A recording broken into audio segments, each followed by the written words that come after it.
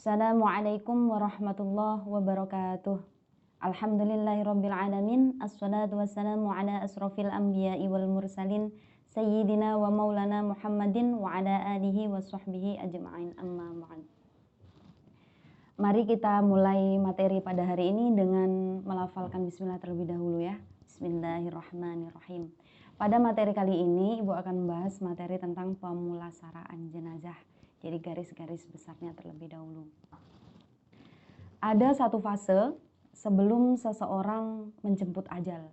Nah, fase ini disebut dengan istilah sakaratul maut, ya, di mana seseorang berada pada perjalanan yang sangat sulit. Nah, di sini peran kita sebagai orang yang berada di lingkungannya itu harus mendukung. Bagaimana caranya? Yang pertama adalah mentalkin. Ya, ditalkin orang tersebut dengan membisikkan di telinganya kalimat la ilaha illallah. Jangan ditinggal sampai ajalnya datang. Terus kemudian di lingkungannya usahakan tenang, ya. Usahakan tenang, jangan ada yang berisik. Kalau ada yang mengaji, pelankan suaranya supaya dia dalam keadaan menjemput ajal tersebut bisa lebih baik, ya, dalam keadaan husnul khotimah. Terus kemudian sesaat setelah seseorang meninggal dunia ada beberapa yang harus kita lakukan. Nah, yang pertama, biasanya orang kalau baru saja meninggal dunia matanya masih terbuka. Ditutup perlahan, diurut ya, diurut secara perlahan supaya matanya tertutup. Kemudian apabila mulutnya masih terbuka, ditutup, kemudian ditali, boleh menggunakan selendang. Jangan kencang-kencang, biasa saja. Setelah itu letakkan di tempat yang agak tinggi, boleh di dipan atau di atas meja.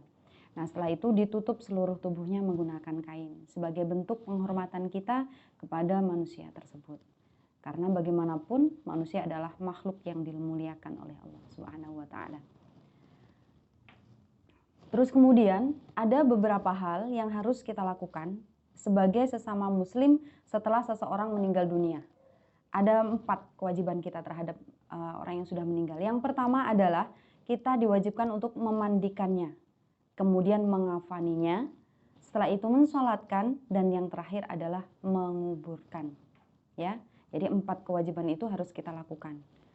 Bagaimana hukumnya? Nah, hukum melakukan kewajiban tersebut adalah fardu kifayah. Apabila ada muslim yang lain yang sudah memandikan contohnya, maka muslim yang lain tidak boleh, bukannya tidak boleh ya, jadi tidak berkewajiban lagi untuk memandikan. Kalau sudah ada yang mengafani ya sudah cukup. Ya. Terus kemudian contohnya saat memandikan, ketika sudah ada yang memandikan, bukan berarti kalau kita berkerumun di antaranya, jangan ya, jangan ditonton. Bayangkan saja ketika kita mandi gitu, dikerumuni banyak orang, pasti malu kan. Nah, makanya ketika sudah ada yang memandikan ya sudahlah. Ya, itu sudah dilaksanakan kewajibannya tadi. Kemudian selanjutnya yang lain boleh mengambil bagian seperti mengafani. Nah, kalau sudah selesai, kemudian disolatkan dan dikuburkan. Itu ya, jadi hukumnya adalah fardu kifayah. Setiap dari kita pasti akan mengalami yang namanya kematian. Jadi kita itu ibaratnya sedang berjalan, itu berjalan pada ajal kita. Jadi kalau ada orang yang saat berulang tahun gitu ya, happy-happy, senang-senang merayakan ulang tahun, sebenarnya yang benar gitu ya, kita bersyukur masih dikasih Allah umur, masih dikasih jatah untuk hidup.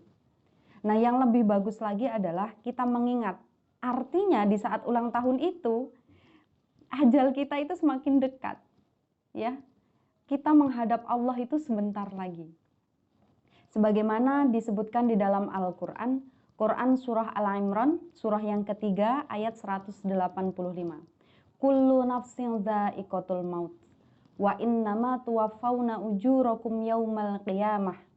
Faman zuhziha 'anil nari wa udkhilal jannata faqad faz. Wa mal hayatud dunya illa mata'ul ghurur. Tiap-tiap yang berjiwa pasti akan mengalami kematian. Ya. Dan sesungguhnya pada hari kiamat sajalah pahala kita itu akan disempurnakan oleh Allah. Dan barang siapa yang dijauhkan dari api neraka dan dimasukkan oleh Allah ke dalam surga, sungguh dia adalah orang yang beruntung. Dan dunia ini hanyalah tempat yang sangat, apa ya istilahnya ya, memperdaya kita saja. Hanya kesenangan yang memperdaya. Kesenangan yang hanya sesaat, yang sebentar saja. Jadi jangan terpukau dengan dunia ini. Dunia ini bukan ajang untuk bersenda gurau. Ingat, dunia yang kita anggap terkadang sangat indah, yang terkadang kita anggap menggiurkan begitu ya. Ini adalah tempat Nabi Adam dan Hawa dihukum. Ini bukan untuk kita merasa hidup abadi, tapi ini adalah tempat Nabi Adam dihukum. Ibu jadi ingat cerita saat Ustadz Arifin Ilham sebelum menjemput ajal ya, sebelum meninggal dunia. Dia sampaikan kepada sahabatnya di sampingnya, liqa Allah, liqa Allah. Masa terakhir dia saat ajal menjemput terlihat begitu bahagia. Ya, kenapa bahagia? Karena inilah perjalanan hendak bertemu dengan Allah. Itulah orang soleh ya. Insya Allah semua kita nanti dirahmati oleh Allah, mendapatkan berkah dari Allah, dan kita meninggal dalam keadaan husnul khatimah. Semoga Allah tetap memberikan rezeki kepada kita berupa iman, Islam, dan ihsan. Ya, ada beberapa hal yang bisa kita ambil pelajaran dari kepengurusan jenazah ini, dari pemulasaraan jenazah ya. Yang pertama, bisa menyambung silaturahim, mempererat tali persaudaraan. Ketika ada orang lain berduka gitu ya, tetangga kita, saudara kita dalam keadaan berduka, kemudian kita menenangkannya. Terus kemudian kita ikut mengurusi keluarganya. Jadi mempererat kekeluargaan.